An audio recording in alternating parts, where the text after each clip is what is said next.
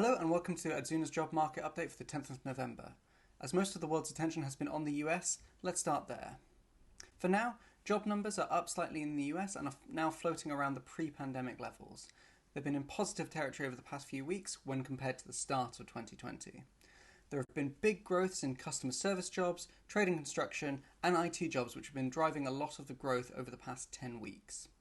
At the beginning of the year, healthcare jobs were the largest single category, but now it's logistics and warehouse, which is pretty typical of what we're seeing internationally. Less good news from the UK, where job numbers are more flat since our last update. The news of the national lockdown seems to have pumped the brakes on recovery, though not slammed them completely. As a lot of the country was already under restrictions, the change is not as pronounced as it might be. On top of that, government figures show that the redundancy notices have gone up by 181,000 quarter on quarter, which could be partially explained by the end of the initial furlough period before it was extended. Hospitality and catering jobs and retail jobs have fallen away from their recovery trajectory.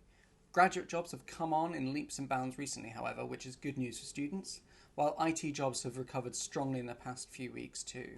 Internationally, it's a fairly static picture. Most countries have shifted little in the past few weeks. There are 5 countries which can still be considered to be recovering as opposed to recovered, having below 90% of their usual job volumes.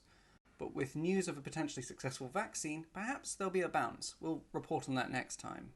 In the meantime, if you're now starting to think about people plans for 2021, drop us a line and we can help support you and get hiring again. That's it for this week. Stay safe.